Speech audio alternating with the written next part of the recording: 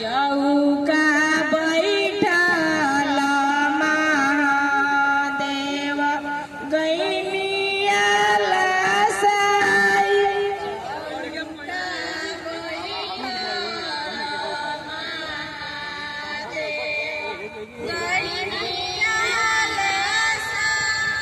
तू कैसे मारली गौरा देली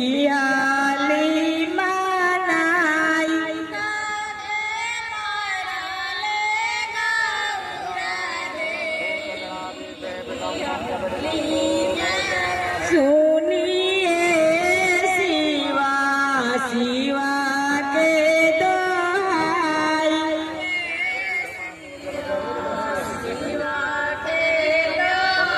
के ये दीने गाई भैंसिया के ये देलूंगा।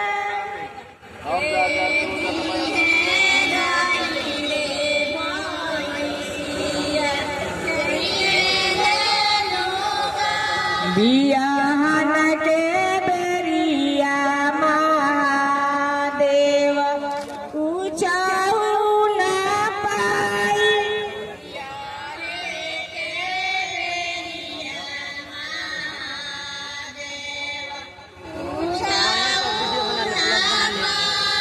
गवन के बेरिया महादेव सब कुछ पाई।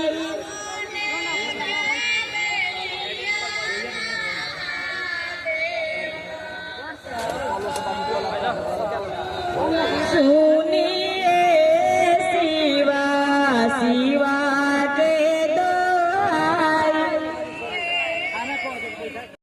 को अंगना में बांध रखूंगी जरा लाइट दिखा दो मैं सीकर देखूंगी जरा लाइट दिखा दो मैं अंगूठी देखूंगी जरा। अंगूठी होगी पुरान गाली दूंगी 1000 साले। मोतीलाल को अंगना में बांध रखूंगी जरा लाइट जरा। तनी सुन ला तिलकारू सारे मोर बतिया।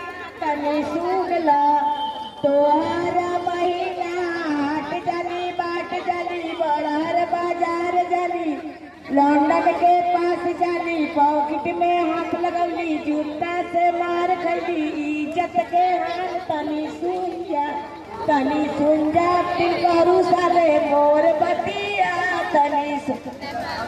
तनी सुन ला तिलकारू साले मोर बतिया। तनी श्रीमती